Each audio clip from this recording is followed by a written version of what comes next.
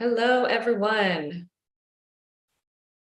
Welcome to this week's Workshop Wednesday with Notion VC. We're going to just give everyone a few moments to get in here and get settled.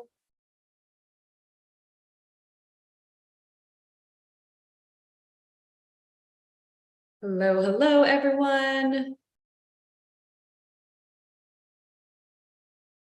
Welcome back to this week's Workshop Wednesday, our first one after annual. So excited to see so many names and familiar faces in here. As always, we appreciate you joining us here for Workshop Wednesday. Just letting a few more folks in. Stephanie, we've got a great crowd so far. Yeah, it's looking very active. Great to see everyone.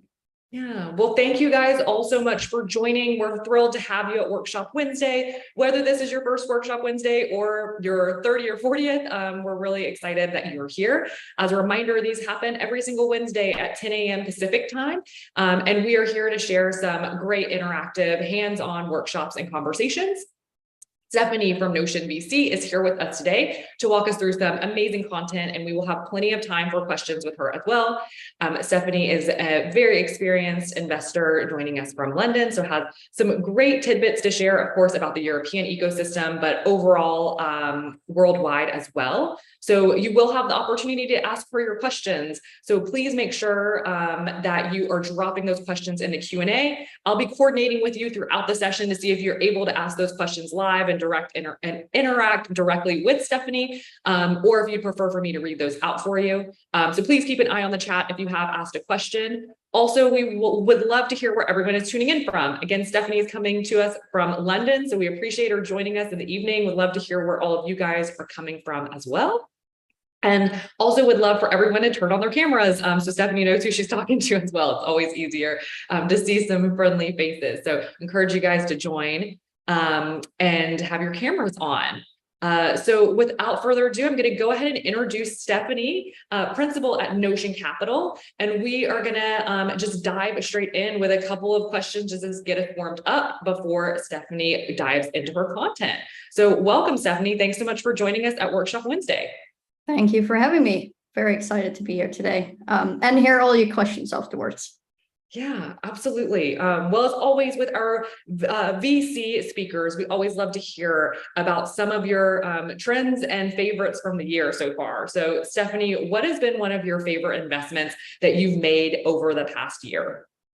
That's a good question. And I'm quite lucky here actually, because I've done personally one investment on behalf of Notion, which is into a company called DataOps.live. Which I funded in around March, April timeframe. That's been the only investments for me kind of over the past 12 months. So easy to pick my favorite on that one. And what they're doing is they develop data products or offer an environment to develop data products at speed, mostly used by people who operate on the Snowflake ecosystem and have a lot of internal requests for data products as well as kind of externally monetized modules, and it allows developers to be much more kind of hands-on, bring global teams together. Was particularly impressed by the growth they've shown over the last year or so, and the team is really fantastic. So one really close to my heart. I'm closely involved with them. They're also at Big Data London next week, so might even see you there, right, if you're in the ecosystem. Love it. Sounds like a great investment and definitely helpful. I know we always have a lot of folks from engine development teams on these workshops. So thanks so much, Stephanie, for highlighting that one. And we'd also love to hear what surprised you the most about venture capital this year. I know it's been a little bit of a wild one, so would love to hear your perspective. Yeah. I will be diving into some of these topics actually today, as in particularly the changes that we have seen over the last kind of 2 years actually coming out of COVID and seeing the big pickup in tech. And then a little bit of a correction in the market, a more maturing environment, as we like to call it. So we will get to that. But I think one thing that strikes me right now when speaking to founders is actually how tough they are to get in touch with. And I'm still figuring out in my head, like, hey, is this because the VCs need to do a much better job at showing their interest and real interest into companies, because you might get bombarded with interest? Or is this just not the time that you're racing right now? There are still companies that we've seen picking up over summer specifically, that seems to indicate that the market is improving. But when you look at across our team, it seems that more than ever, it's harder to get in touch with the right founders. So I'd love to hear that a little bit more from you afterwards. But that's the one thing that really struck out to me over the past years, which might be a fundamental change in VC, or it might be something that is rebuilding that trust relationship around, hey, it's now a good time to raise, or should I just ignore all VCs altogether because this might not be a good moment to raise in the market? Wow, great tidbit, Stephanie. And founders in Workshop Wednesday, if you are looking for investors, make sure it's easy that they can find you and get in touch with you, because that's definitely a barrier we want to try to break down. Well, Stephanie, thanks so much for getting us kicked off. Excited to hear what you have in store for us in the next 20 minutes or so before we open up for questions. So I will pass it over to you to take the mic. Very good. No, and then eager to talk to you a little bit more today about, hold on, let me get my slides going. There you go.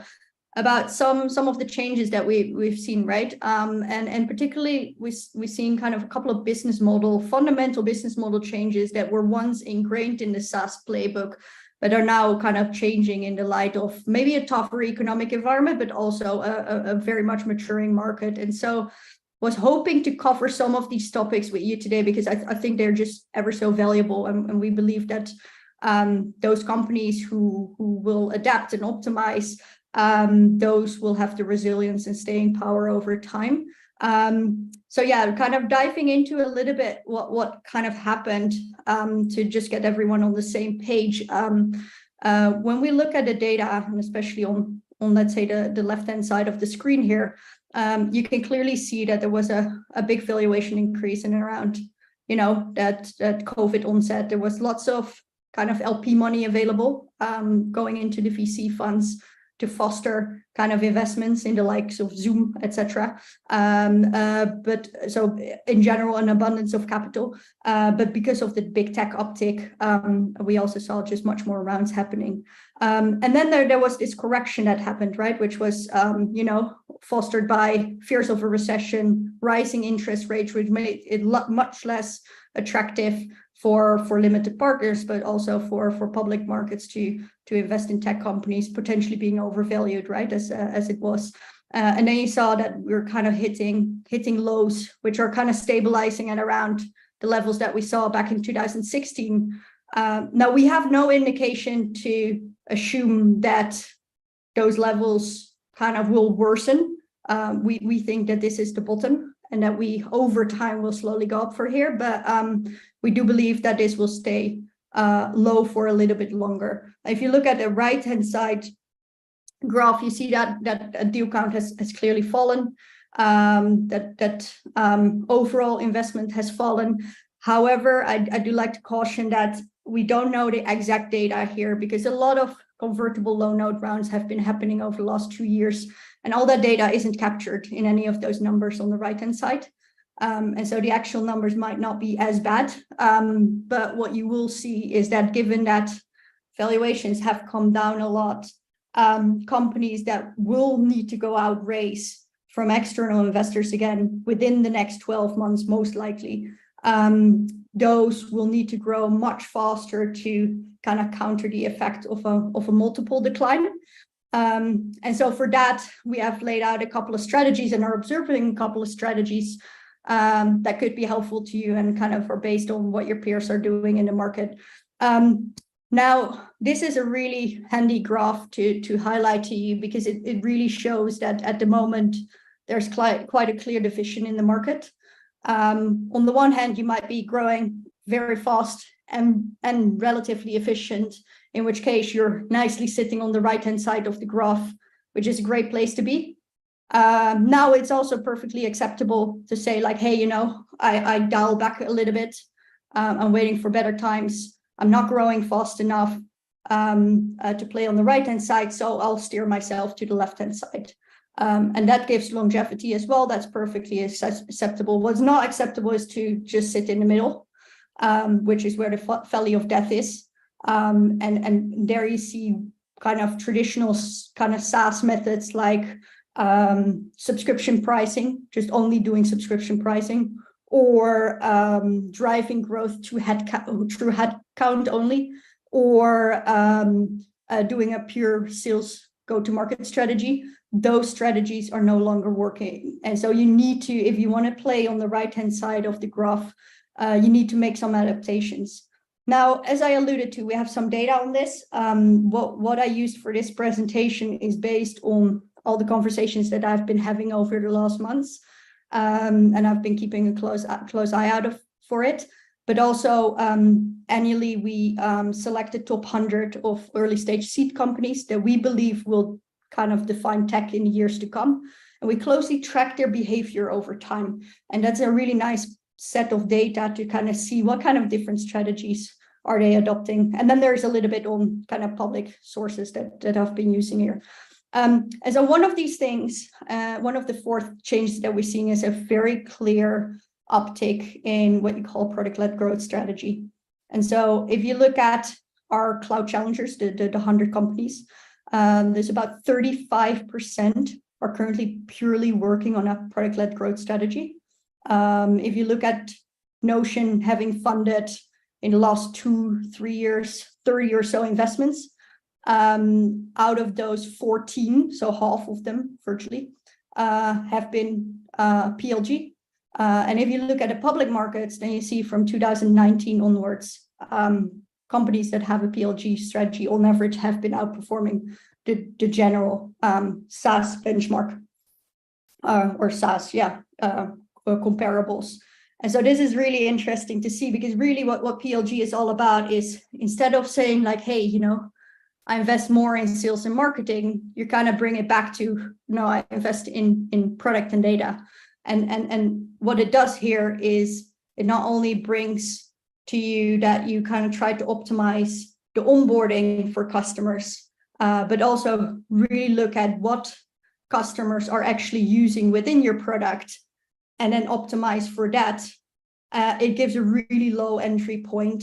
So where traditional sales-based strategies would be much more around building sales collateral, hiring sales teams, which take a long time to ramp up, doing lead qualification, doing demos, and then spending some time to generate a day one value.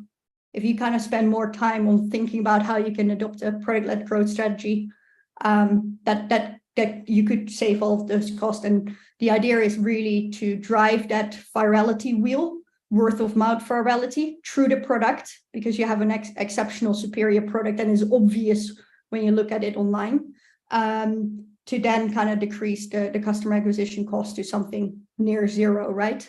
If you do it well. And so if you kind of look at the wider data available, then it shows that companies are 70% more likely, 70, to break even within 2 years to reach profitability.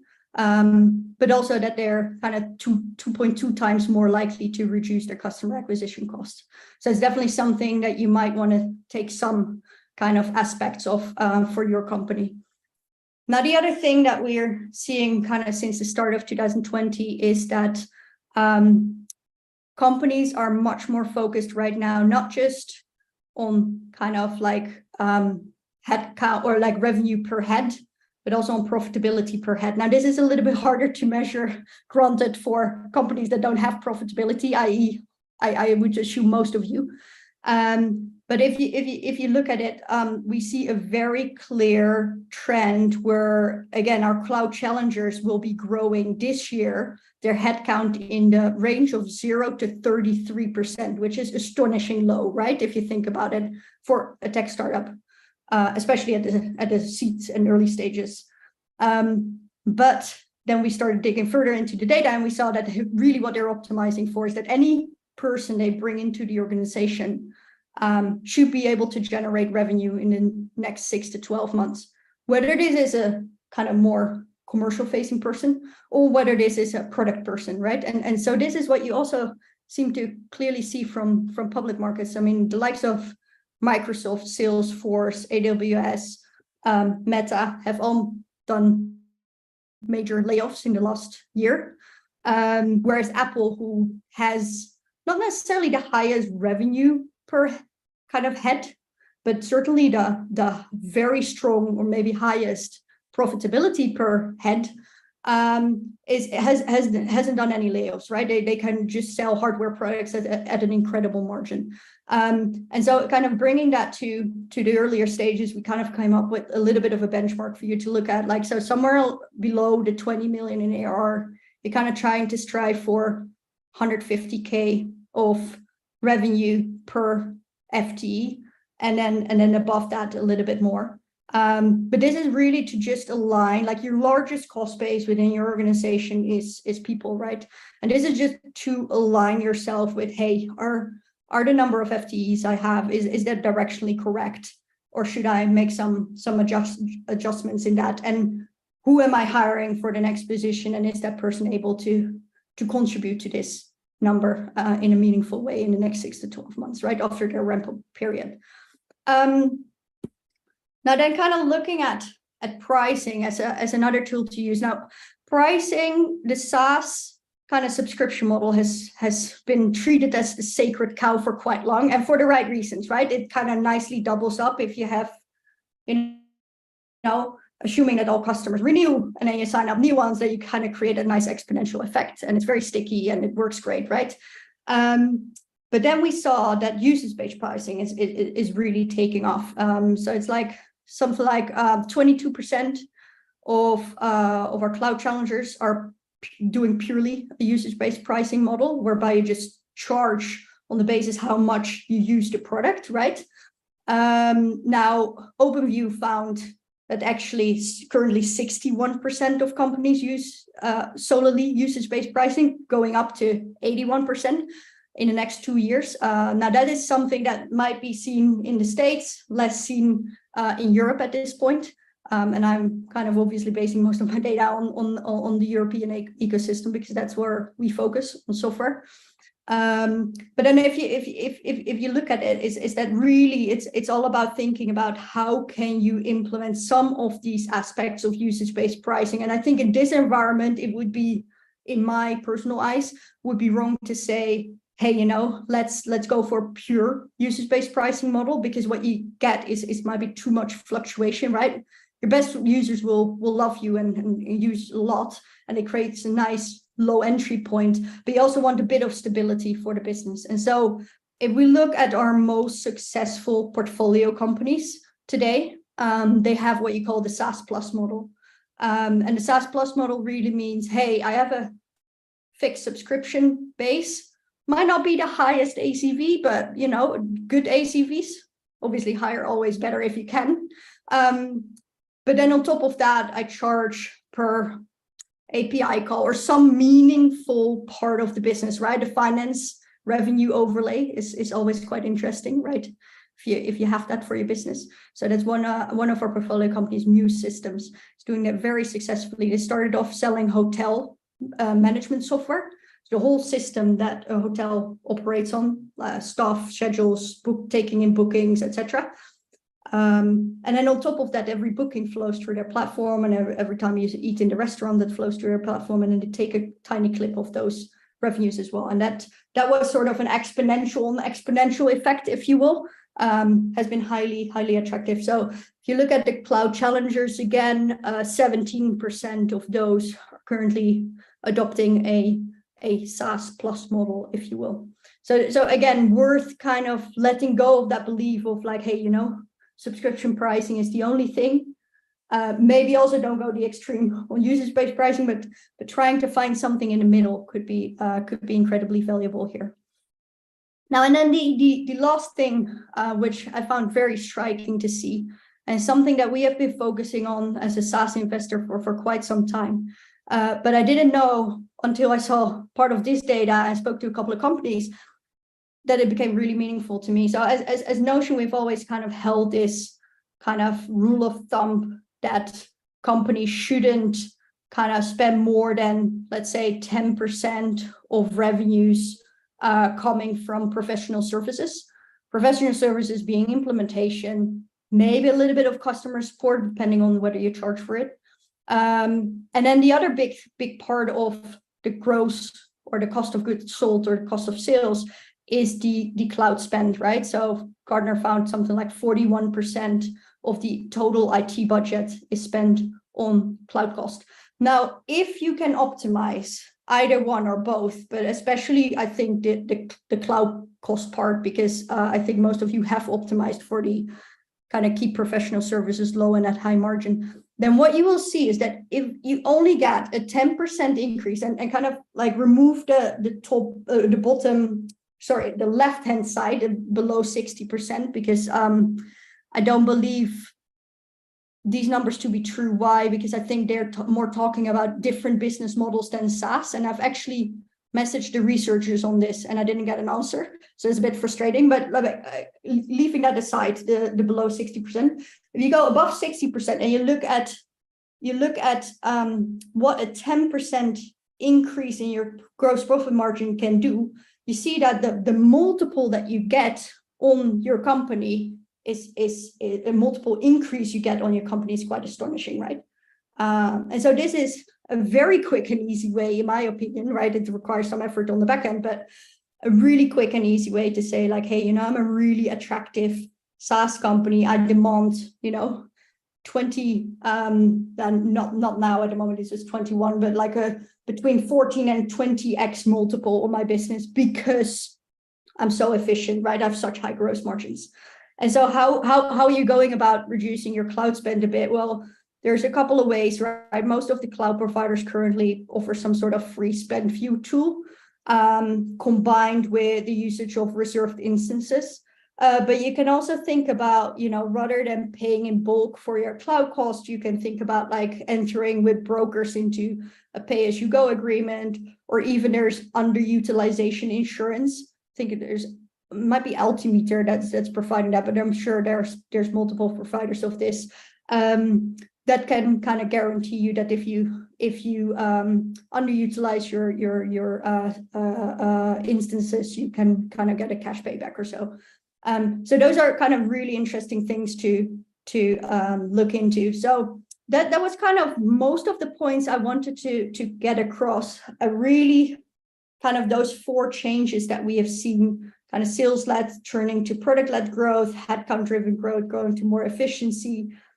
Pricing is turning to something like a SaaS plus model with a bit of usage-based pricing, and a real focus on can you increase your quality of your revenue, and if you can make these adaptations and optimizations, then not only do you create kind of more longevity because you optimize the biggest part of your cost, but also drive a little bit more of your revenue, or have a bit of focus on what you can do about your revenue increase, especially, for example, around things like pricing, where, as a VC, kind of myself included, you sometimes spend too much focusing with companies on how many customers have you signed up this month, how many are you signing up next month, whereas the revenue equation is something like, number of customers times the price, right? And if you can make small variations and optimize for that, where you heaviest users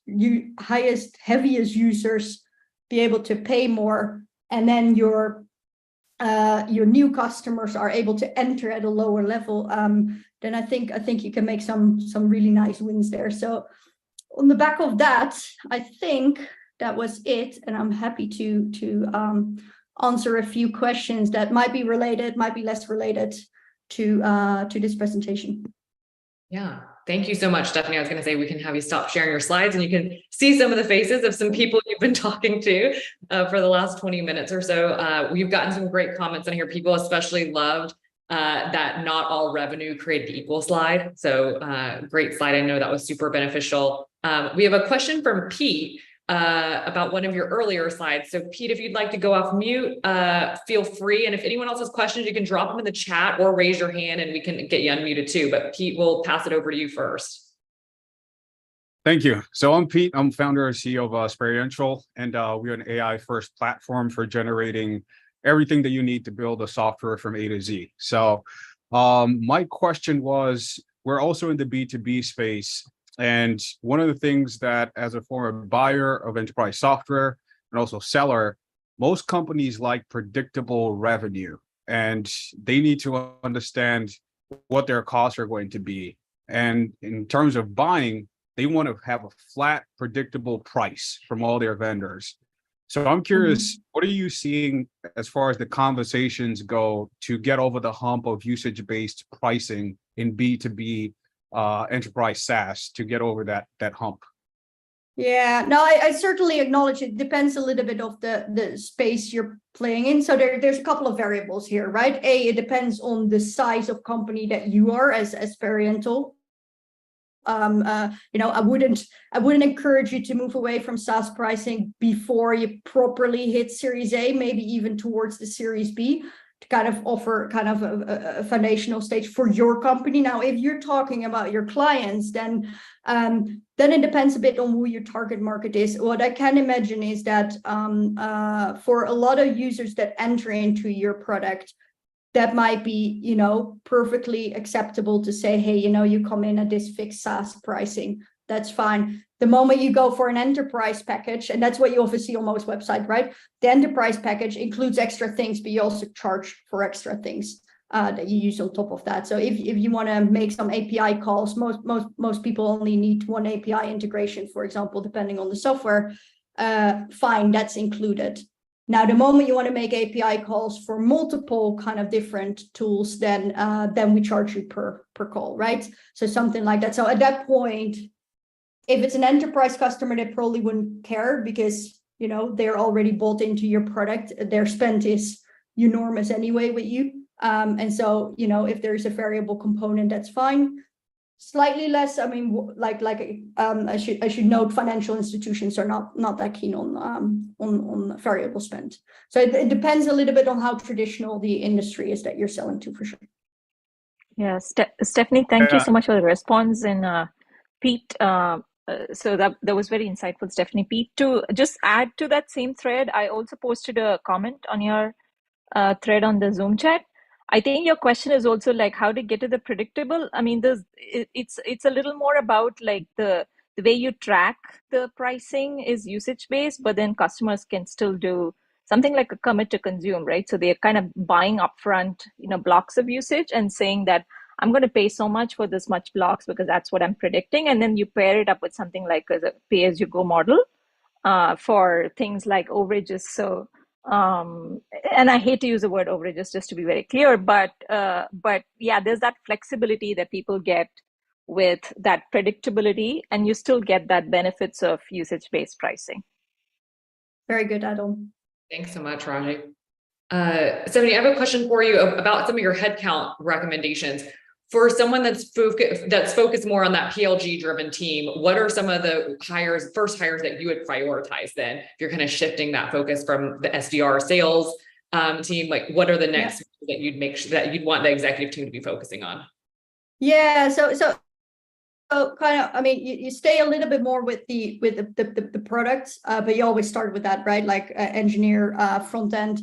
And then what you want to do, and this is a big tick up as well. And we made an investment in a space called Outverse, community, head of community marketeer, something like that really captures where are your usage originating, Product Hunt, Reddit, those hubs where people come together to discuss what is the new hot software out there and what should I use to drive that virality element. And so a community hire is certainly something that I would look into. Head of community is massively on the rise in terms of title and is very demanded right now. And then probably pair it with a platform to get people, talking about your product. So that could be a Discord channel, could be a Slack channel, slightly less preferential, could be any other provider.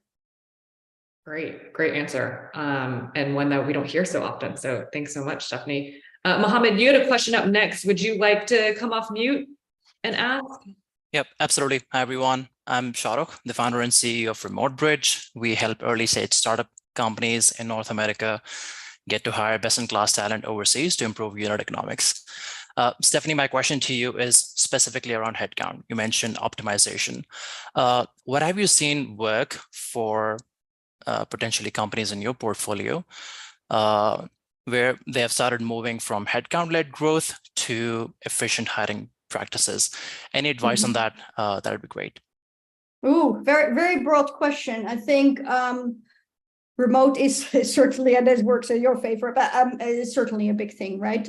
Being able to source talent more widely, what we do see very clearly happening is the tech teams usually stay together, strangely enough, because to me, it was strange because I was always thinking like devs can work from anywhere, but actually it's the devs that might need to spend a lot of time together and the rest of the team can be more remote.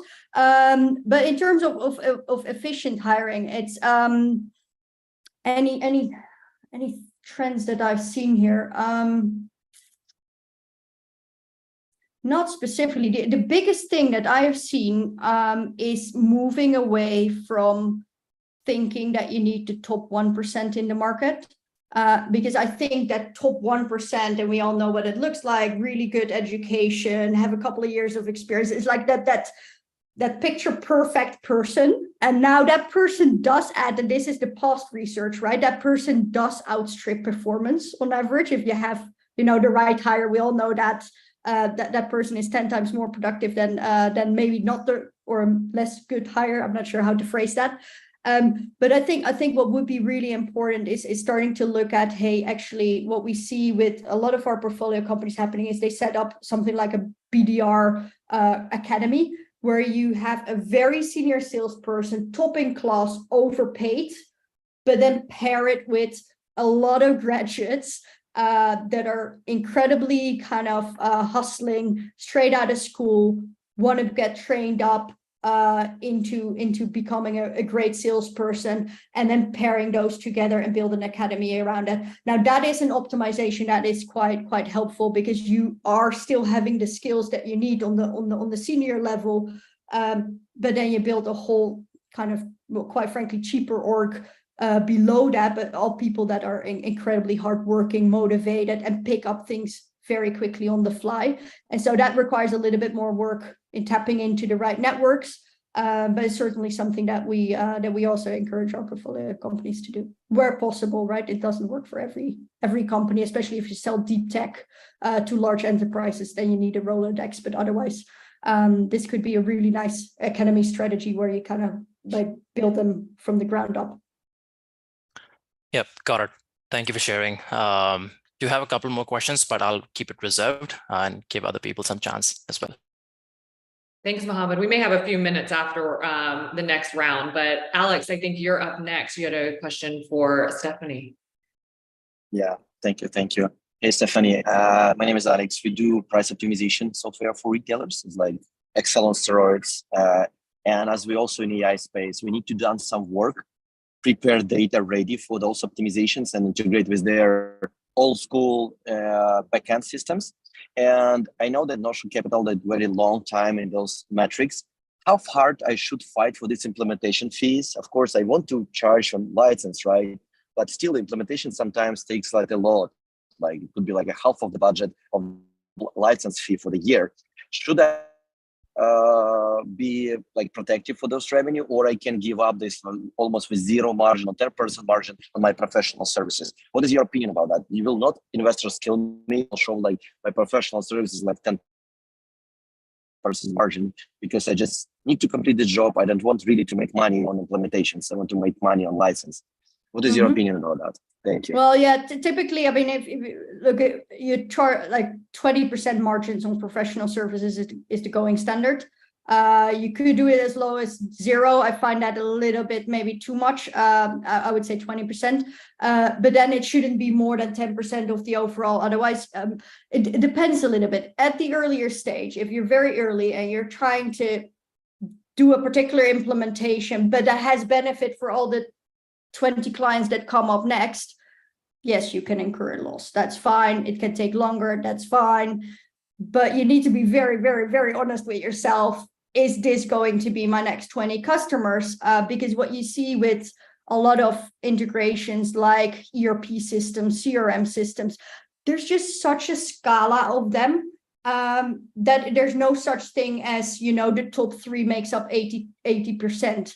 And if that's not the case, then you really have to rethink what you're doing. And if there's a way around it, right? Can you work with less data? Do you really, really need those integrations? And so that's when I start to ask a lot of questions. So I need to be able to clearly see, hey, I'm doing this integration with these 3 customers. They all want a different system, and it's all becomes replicable after that. And that those 3 ERP systems cover 80% of the market. Else it will be a really difficult story, and then maybe slightly less venture focused for us. Okay, thank you. But you say there's a 20% is fine to margin on those prof services, right? On the professor stuff, yeah, absolutely. As long as they're not more than 10% of the overall revenue, right? So you can have a bit of 10% from overall revenue. Yeah, thank exactly. you. Thank you. Clear. Thanks, Alex. Tanuj, I think you're up next with a question. Absolutely. Thank you, Taylor. Thanks, Stephanie, for your time, and really love the clarity and the kind of details you're going into, every single question. My question for you today is, we have a B2C focused startup specifically on mental health, which is focused on teenagers and young adults. Wanted to seek your, thoughts on how's the VC sentiment for SaaS startups, which are focused on B2C sector, and that too in healthcare and specifically mental health care. My gut feeling so far, based on the reactions I've seen, and most of the startups, if they're B2B or enterprise focused, they probably get a lot more love and attention than anything which is B2C. And specifically, if you're healthcare focused, then they don't touch you even with a 20-foot pole. That's I wouldn't quite call it that. I can see where you're coming from. It's a little bit hard to navigate. I think it would first of all require getting a generic fund, right? That does both B2C and B2B, because then it doesn't matter where you end up. Although even there, it sometimes is literally looking for the right person, because within that generic fund, there will be a person focused on B2B software, there will be a focus on marketplaces, and you're kind of like left in the middle trying to find your B2C software person. So it's a little bit asking around. Now, the interest in kind of mental health and healthcare, I mean, the budgets are enormous. The interest is high. However, the competition is high as well, right? And so it really kind of, and that is hard for me to look at face value right now, is how much are you differentiated? And also with the likes of, ChatGPT, LLMs coming into play. If you're focused on kind of productizing the patient and psychologist relationship or advisor relationship, that will be incredibly tough in a crowded field. And that is more currently the way I look at it from the outside, but granted, I'm not sure, I'm not sitting in the B2C segment, is where there's currently a little bit of a pullback from VCs, because they just want to see how this is playing out, given the many providers, given the generic tech behind it, and because most of it is still play budget, i.e. we can't trust that this is going to work fully. And given the nature of, people with mental health problems, very diverse pool of people, as well as the sensitive nature of you can't do it wrong with these type of people, it becomes a little bit of a hold off. There's easier investments to do. But this is kind of looking at like a very, very generic overview. So I can imagine that there is a little bit of hesitation among the VCs. If they have to choose between do a straightforward B2B software play that is growing nicely, shows the numbers, no risk attached on any other base, it makes more sense to do that versus taking a whole bunch of risk with potentially like you. So if you can address some of these things that I'm mentioning, then I think, hey, you open up the conversation straight away with VCs, right? Because again, the problem is huge. The market is huge. There's just a little bit of risk involved as well, and a lot of competition. Thank you, Stephanie. Really appreciate it. Of course. Thank you, Stephanie. I think we have time for one more question. Mohammed, I know you had a couple of other questions, so if you want to go off mute, we can let you close with a final one before we let Stephanie go to dinner time. Yeah, absolutely. Stephanie, taking you back to right at where we started, where you mentioned it is hard to get in touch with the right founders, right? Because of, we got a lot of comments in there as well, people explaining their 7-day a week shift. In your opinion, finding the right founders, how do we connect these both worlds that are wanting to operate at the same intersection? What would be your advice for all of us, people who are leading companies and perhaps have a network of exceptional founders who are looking to raise, how we can connect this intersection, based on your experience, and what would you advise?